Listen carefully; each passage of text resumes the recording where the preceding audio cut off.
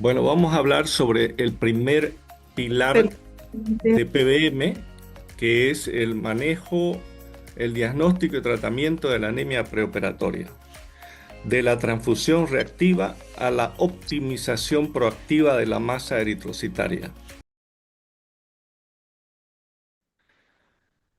Ya hemos visto, como ha dicho el doctor Marcelo, la anemia es un problema global con una carga muy desproporcionada, sobre todo en el paciente quirúrgico. Una prevalencia en el paciente quirúrgico del 20 a 40% en países de alto riesgo, de altos ingresos, mejor dicho, y 30 a 60% en países de ingresos bajos y medios. O sea que en Bolivia debe estar más o menos la prevalencia entre un 40 a 50%. Según la OMS, independiente, claro que aquí vamos a tener que tomar en cuenta la Ciudad del Alto, La Paz, Potosí, Oruro, pero según la OMS, los hombres tienen anemia por debajo de 13 gramos de hemoglobina, las mujeres por debajo de 12, las no embarazadas, y las embarazadas por debajo de 11 gramos de hemoglobina.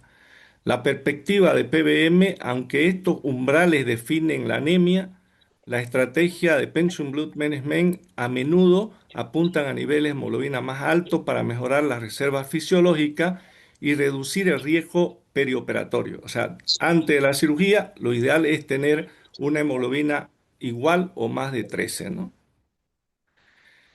Como hemos visto, el costo de la inacción, es decir, de no tratar la anemia, porque la anemia es un factor de riesgo independiente. El costo de no tratar la anemia antes de la cirugía aumenta 2 a 3 veces el requerimiento de transfusiones, 2 a 3 veces el riesgo de infecciones, de sepsis, y también aumenta el costo hospitalario, aumenta 1.5 a 2 veces la mortalidad, ¿no? Y eventos adversos cardíacos mayores, ¿no? Y también mayor estancia hospitalaria, ¿no? 4 a 5 de cada 10 pacientes tienen anemia preoperatoria en los países de bajos ingresos, ¿no? El cambio de paradigma entonces es identificar y tratar la anemia antes de la cirugía. Eso es muy importante. Ya no es una opción, hay que tratar la anemia antes de la cirugía. Es una estrategia fundamental para mejorar los resultados clínicos y reducir los costos, ¿no?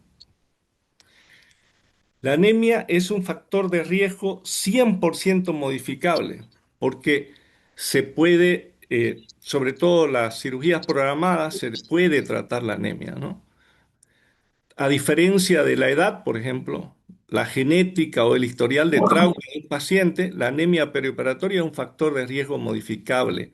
Tratar la sangre del paciente antes de que ingrese al hospital representa la intervención quirúrgica más efectiva y controlable que un equipo clínico puede realizar. En países como países muy desarrollados, tienen consultorios de anemias en el primer nivel de atención, en el segundo nivel de atención, previniendo ya la anemia gestacional para disminuir la mortalidad materna, ¿no? Previniendo la anemia en grupos de riesgo, ¿no? Cosa de que cuando van a una cirugía programada, estos pacientes no tienen anemia, ¿no? Eso hay que hacerlo en Bolivia, ¿no? Es muy importante. ¿Por qué? Porque es un problema, ¿no? El diagnóstico, si yo hago el diagnóstico el día de la cirugía, es una oportunidad crítica perdida. Es decir, el problema en la práctica clínica de rutina de hoy en Bolivia es el cribado a menudo de la anemia. Ocurre en la clínica de evaluación preoperatoria pocos días o al mismo día antes de la cirugía. Entonces, la solución es implementar PBM, el primer pilar, ¿no? Que requiere un enfoque estructurado y centrado en el paciente para identificar y tratar la anemia de forma oportuna, reduciendo la exposición innecesaria a transfusiones y a riesgo, como hemos podido ver, ¿no? Entonces, ¿qué es lo que se dice? Que 4 a 8 semanas antes de una cirugía programada debería ver un perfil de hierro y un hemograma completo, ¿no? Sabemos que la causa de una anemia perioperatoria es multifactorial, ¿no? Puede haber deficiencia de hierro, puede estar asociado a un paciente con un problema renal, un problema nutricional, un cáncer, una enfermedad inflamatoria como el cáncer o una infección. Entonces, la mayoría de los pacientes perioperatorios presentan estas etiologías superpuestas, ¿no? Entonces hay que identificar al contribuyente dominante, cuál es la causa, ¿no? dominante del problema que está provocando anemia, ¿no? Y tratar de forma adecuada, ¿no? ¿Por qué es importante tratar la anemia, no? Porque a veces nosotros eh, hablamos de anemia, pero la anemia ya es un síntoma, la deficiencia de hierro ya estaba antes, ¿no? Entonces hoy día se considera la deficiencia de hierro como una enfermedad. Fíjense ustedes acá, cuando un paciente tiene anemia, es el iceberg, o sea, es lo que yo estoy viendo, ¿no? La anemia. Pero hay muchos pacientes, muchos más pacientes con deficiencia de hierro. Y lo grave es que la deficiencia de hierro en un paciente que va a ir a una cirugía programada por sí sola ya es una entidad patológica, la deficiencia de hierro. La anemia es solo una de sus manifestaciones tardías. Por lo tanto, hay que investigar no solo la hemoglobina, sino un perfil de hierro para ver su ferritina del paciente. En este caso, del manejo del paciente con anemia perioperatoria o preoperatoria. Entonces, la ferropenia sin anemia, es decir, tener una ferropenia sin anemia, es la famosa ferropenia latente, también compromete el desenlace clínico y debe ser tratada. ¿Y por qué compromete el desenlace clínico? Ustedes van a ver que cuando hay un depósito suficiente de hierro, ¿no? Hay una producción eficiente de ATP. Pero ¿de qué depende esta producción eficiente de ATP en la mitocondria? Depende justamente del hierro. Si un paciente tiene deficiencia de hierro, tiene una disfunción mitocondrial y tiene una acidosis láctica que compromete la producción de energía. Por eso es que la evolución del paciente, es decir, la evolución favorable postquirúrgica al paciente, se compromete cuando hay deficiencia de hierro porque tenemos alteración o disfuncional a nivel mitocondrial. Entonces, el hierro es un combustible esencial para la fosforilización oxidativa. Sin hierro, la célula entra en crisis energética. Y si vos tenés crisis energética, ¿cómo ese paciente va a tener una evolución favorable postquirúrgica, ¿no? O intraoperatoria? Entonces, ¿cuál es el perfil hoy en día objetivo? ¿A quién vamos a examinar activamente 4 a 5 o 6 semanas antes para una cirugía programada? Pues no son todos los pacientes y no son todas las cirugías.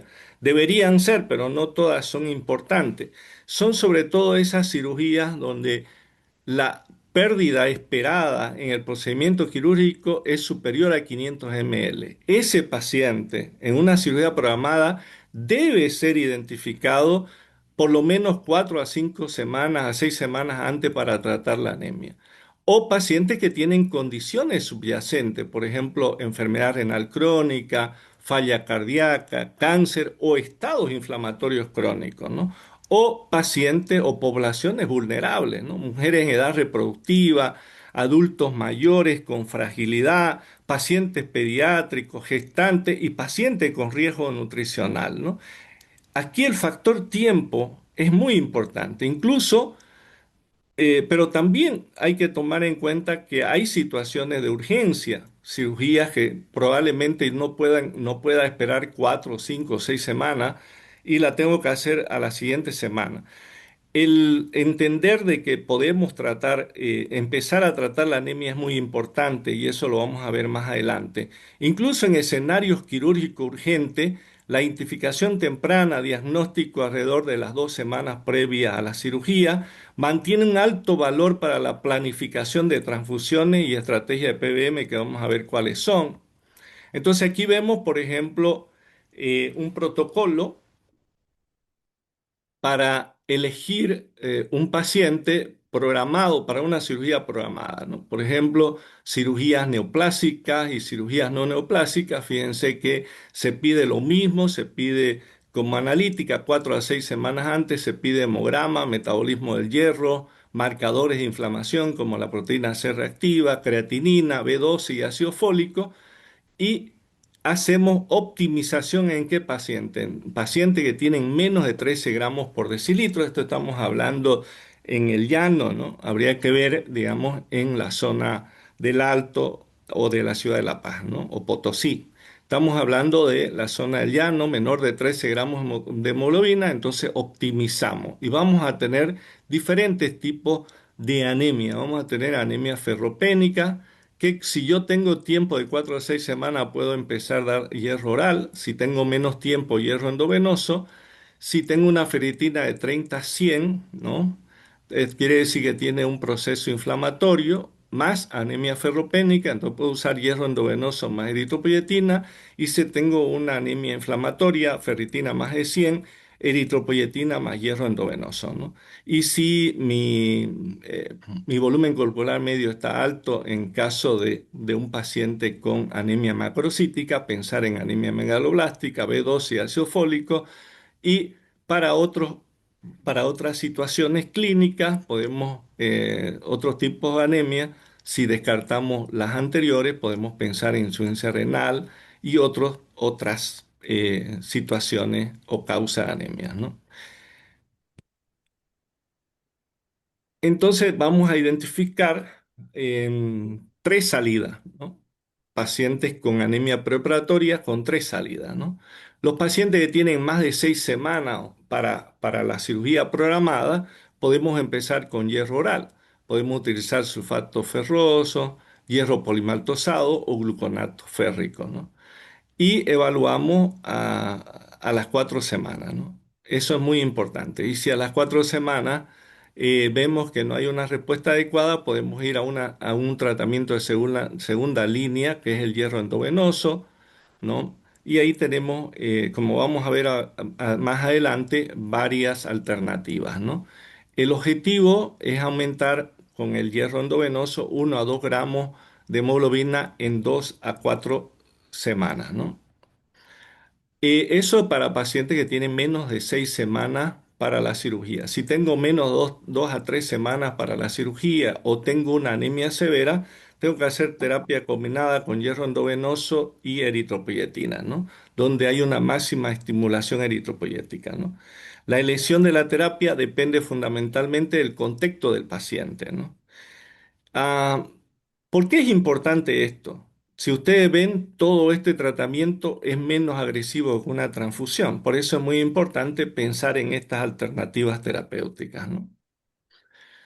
Una cosa que hay que tener muy en cuenta con el hierro oral es que hay evidencia, hay un estudio de la revista Lancet Hematology donde han demostrado que hay una mejor absorción de hierro, ¿no? Y menores efectos secundarios con la dosificación en días alternos y mayor absorción del hierro. ¿Por qué? Porque cuando yo lo doy todos los días, la epsidina se acumula y no permite la absorción del hierro, sobre todo del sulfato ferroso, del hierro polimatosado. El único hierro que realmente se absorbe sin ningún problema es el sideral o el hierro sucrosomial, ¿no?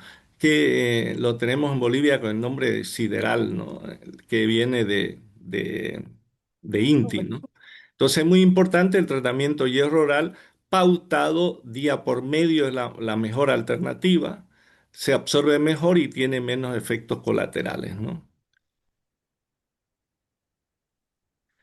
¿Cuándo voy al hierro intravenoso? En situaciones que tengo un tiempo de cirugía, por ejemplo, muy crítico, menos de 6 semanas, sobre todo crítico de que la cirugía va a ser en 2 a 3 semanas siguientes, ¿no? En pacientes con inflamación, anemia por deficiencia de hierro funcional, ¿no? Escenarios complejos, como por ejemplo pacientes con enfermedad renal crónica que reciben eritropoyetina o una pérdida continua, un sangrado activo de origen gastrointestinal o ginecológico, ¿no? ¿Qué es lo más importante, ¿no? Que ustedes pueden ver que en el día cero hago la infusión de hierro intravenoso, 7 a 10 días después ya hay un cambio muy importante, aumenta la hemoglobina reticulocitaria, y la saturación de transferrina. Y 2 a 4 semanas puedo tener un aumento de 1 a 2 gramos de hemoglobina por decilitro, ¿no? ¿Cuáles son las consideraciones de seguridad del hierro intravenoso? Que es generalmente bien tolerado, ¿no? Que las reacciones a la infusión son no mediadas por histamina, entre el 1 al 9%. Las más graves son las mediadas por histamina, ustedes saben, pero es extremadamente raro, ¿no? Menos del 0,005%, una verdadera anafilaxia, o sea, hay más riesgo tener una anafilaxia con algún hemocomponente que con el hierro endovenoso. Entonces, las preparaciones, sobre todo contemporáneas, tienen perfiles de seguridad muy altos, ¿no? Mejorando la viabilidad clínica frente a formulaciones antiguas, ¿no? El tratamiento de hierro endovenoso siempre tenemos que tomar en cuenta que debemos usarlo en la anemia ferropénica o funcional con poco tiempo para la cirugía, ¿no? Intolerancia o falta de respuesta al hierro oral y elección en estado inflamatorio, ¿no? Cuando la absorción no está bloqueada, ¿no? Algo que es muy importante, ¿no? Es que tenemos en Bolivia dos hierros fundamentales que podemos usarlo, el hierro sacarato y el hierro carboximaltosa, ¿no? Por ejemplo, el hierro sacarato lo puedo utilizar cuando se dispone de al menos una semana, ya lo puedo utilizar calculando la necesidad de hierro en base a la fórmula de Ganzoni. Ustedes pueden ver aquí la fórmula de Ganzoni, un paciente que pesa 50 kilogramos, que yo quiero aumentar la hemoglobina aproximadamente 4,5. O sea, si mi paciente, yo quiero aumentar 4,5 gramos de hemoglobina, entonces de 7,5 quiero llevarlo a 12. Entonces yo tengo que hacer estos cálculos y me da aproximadamente 1040 Al primer tamaño. miligramos. Eso El primer, significa, eso significa 10 ampollas de hierro sacarato, ¿no? Y fíjense que administrar las 10 ampollas de hierro sacarato yo puedo administrar máximo 200 miligramos por día, 3 veces por semana. Eso significa 600 miligramos una semana y por lo menos 400 miligramos la siguiente semana. Entonces yo cumpliría con la dosis que necesito en 2 semanas aproximadamente, ¿no? Los mil, los 1000 miligramos. En cambio, con el hierro carboximaltosa que viene de 500 miligramos, es el Ferrox, que lo tenemos en el mercado, pues, sobre todo en Bolivia, lo tenemos de 500 miligramos, podemos utilizar dos dosis de dos ampollas y tener 1000 miligramos por semana. Poner una ampolla hoy, otra ampolla mañana o el mismo día, las dos ampollas equivalen a 1000 miligramos y en cuestión de 2 días, ¿no? Yo puedo tener la dosis que necesito para ese paciente, ¿no? Y esto significa que ya está preparado para ir a la cirugía, ¿no? Aunque su cirugía sea mañana o pasado mañana, ya yo el hierro le he puesto y sus mitocondrias están funcionales, que eso es lo más importante, porque la hemoglobina, la transfusión, no le va a dar el hierro necesario a todo el cuerpo para que pueda, digamos, optimizar la producción de glóbulos rojos, ¿no? Y además darle energía a cada una de las mitocondrias celulares, ¿no? Entonces, eso es muy importante. Y la sinergia, ¿no? Utilizar eritropoyetina cuando realmente es una anemia de moderada a severa. El tiempo hasta la cirugía es altamente limitado, menos de 2 a 3 semanas, y cuando el hierro intravenoso por sí solo es insuficiente para alcanzar el objetivo de hemoglobina que yo quiero, ¿no? Entonces, ¿cuál es la matriz de intervención? Fíjense lo interesante en el caso de que mi paciente necesite una cirugía de extremada urgencia, por ejemplo, una cirugía en la que va a perder más de 500 ml, un paciente que viene con una fractura de cadera, ¿no? Una persona de edad avanzada que ya normalmente los pacientes de edad avanzada ya tienen su anemia entre un 25 a 30% de los pacientes que vienen para una cirugía de emergencia, por ejemplo, una fractura de fémur, una fractura de cadera. En ese caso, hacemos una estrategia de conservación de sangre, se llama paquete de PBM, ¿Qué significa? Hacemos primero una estrategia de rescate, de respuesta ultra rápida, día previo a la cirugía o ese mismo día en la mañana, y yo creo que en la tarde lo van a operar, vamos a suponer, día previo a la cirugía o el mismo día, le voy a colocar hierro intravenoso 1000 miligramos de carboximaltosa, siempre y cuando la ferrocinética me esté diciendo que este paciente tiene déficit de hierro, ¿no? Entonces, más eritropoyetina, 40.000 unidades. Fíjense que no hay que tenerle miedo a la eritropoyetina, son 40.000 unidades que se le puede poner el mismo día al paciente, ¿no? ¿Y cuál es el objetivo clínico? Estimular tempranamente la actividad eritropoyética de rescate para apoyar la recuperación de hemoglobina perioperatoria y reducir la exposición a transfusiones. Si bien probablemente vamos a necesitar una unidad de sangre para cirugía, pero eso va a limitar las transfusiones posoperatorias, ¿no?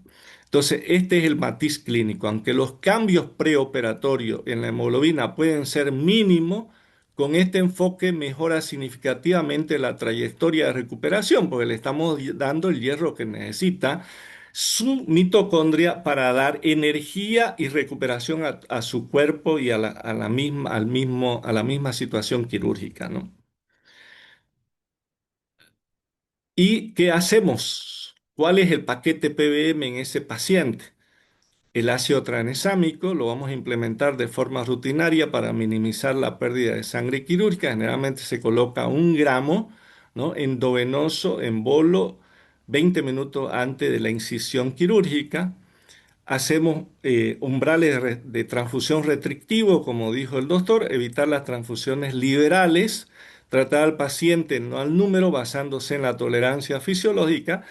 Muchos pacientes después de una cirugía quedan con más de 8 gramos de hemoglobina. El paciente, su presión arterial, su frecuencia, su saturación de oxígeno está estable, está en perfectas condiciones muchas veces. Entonces no es necesario hacer transfusiones porque se basa en la clínica, no en el nivel de hemoglobina. Y bueno, le decimos a los cirujanos que hagan una hemostasia quirúrgica meticulosa y si tenemos técnica intraoperatoria para conservación de sangre, que son los cell server, son equipos que te colectan la sangre, ¿no? Te la lavan, te la filtran y te la vuelven a colocar la misma sangre del paciente, ¿no? Que está perdiendo la cirugía. Y una comunicación multidisciplinaria, una sincronización entre el equipo quirúrgico, anestesia y banco de sangre. Este tipo de cirugía compleja, ¿no? Sobre todo de urgencia, lo ideal es que entren dos cirujanos bien, bien capacitados y no entre un cirujano con un residente, por ejemplo, ¿no? Lo ideal es optimizar la hemostasia quirúrgica meticulosa, ¿no? Y si el tiempo me da, tengo más tiempo para apoyar a mi paciente en recuperar su anemia, puedo hacer hierro intravenoso con eritropoyetina y si tengo más tiempo, pues hierro oral o suplementos orales, ¿no? Entonces, a medida que disminuye el tiempo hasta la cirugía, la dependencia de terapia intravenosa y estrategia de conservación de sangre aumenta de forma lineal, como hemos visto, ¿no? Si tengo menos tiempo, tengo que hacer un paquete de PBM, ¿no? Entonces, ¿cuáles son los nodos operativos en el frente quirúrgico? El cirujano tiene una responsabilidad primaria, ¿no? Tiene que ser proactivo, tiene que hacer un cribado proactivo. ¿Cuándo? Si es una cirugía programada, por supuesto, 4 a 6 semanas antes hacer un cribado proactivo. Eso tenemos que empezar a implementarlo en nuestros hospitales y es muy importante que tome la iniciativa, los servicios de transfusiones, ¿no? En los diferentes hospitales, ¿no? Trabajar con el equipo quirúrgico para que las cirugías programadas se beneficien con un tratamiento de anemia preparatoria. Yo siempre digo que lo que hay que establecer es un consultorio de anemia, ¿no? En los hospitales tanto de segundo nivel como de tercer nivel. Y también establecer consultorio de anemia para manejo de la anemia gestacional en los centros de primer nivel y en los centros integrados también de primer nivel. ¿Por qué? Porque al disminuir la anemia gestacional, disminuimos la mortalidad materna, disminuimos las hemorragias, las complicaciones obstétricas. y vamos a pasar de un país con una mortalidad alta materna a tener una mortalidad similar a la que tienen los países más desarrollados, ¿no? El anestesiólogo, ¿qué responsabilidad tiene? Tiene una responsabilidad primaria también, optimización del entorno perioperatorio, ¿no? Consideran la anemia como un riesgo central en la planificación, es decir, es el portero, ¿no? Es el que debería decir, ¿sabe qué? Esta es una cirugía programada, no le voy a dar anestesia, ya debería haber un compromiso, una normativa a nivel de la Sociedad de Anestesiología para que toda cirugía programada, ¿no? Que no tenga más de 13 gramos de hemoglobina en el caso del área del llano, todos se comprometan a no dar anestesia, ¿no? Si es una cirugía programada, que vaya al consultorio de anemia, ¿no? Y para eso establecer consultorios de anemia que son muy importantes, con protocolos, por supuesto, ¿no? Protocolos de manejo de anemia en los consultorios de anemia, ¿no? Y tener herramientas técnicas críticas, ¿no? Accesos a prueba viscoelástica. En Santa Cruz tenemos ya dos hospitales privados con pruebas viscoelásticas, la Clínica Foglianini y la Clínica Las Américas, y un hospital público que por problemas políticos no está, digamos, funcionando, que es el Hospital de Montero, ¿no? Pero creo que con esta nueva gestión las cosas van a cambiar, ¿no? Las herramientas también son muy importantes, tener recuperadores celulares y que no falten los antifibrinolíticos, que es muy importante, ¿no? Para el quirófano y este tipo de cirugía, ¿no? Y tener métricas, ¿no? Estrategia de transfusión orientada a objetivo basada en evaluaciones diarias de hemoglobina posoperatoria. Es decir, después de la cirugía siempre hay que, terminó la cirugía, si es una cirugía que duró más de 2, 3 horas, hay que hacer controles de hemoglobina en postoperatorio y hacer seguimiento, ¿no? del sangrado postoperatorio también. ¿Y cuál es la función de este equipo? Es coordinación con el equipo de quirófano sobre la estrategia de manejo, educación del paciente, seguimiento del tratamiento, que es muy importante en el posoperatorio, ¿no? Por consulta externa, seguimiento de la anemia posoperatoria, manejo de la anemia posoperatoria, ¿no? Muy bien, eso es lo que quería compartir con ustedes y muy agradecido con la invitación del Programa Nacional de Sangre, pues estamos a la orden. Muchas gracias. Programa Nacional de Telesalud.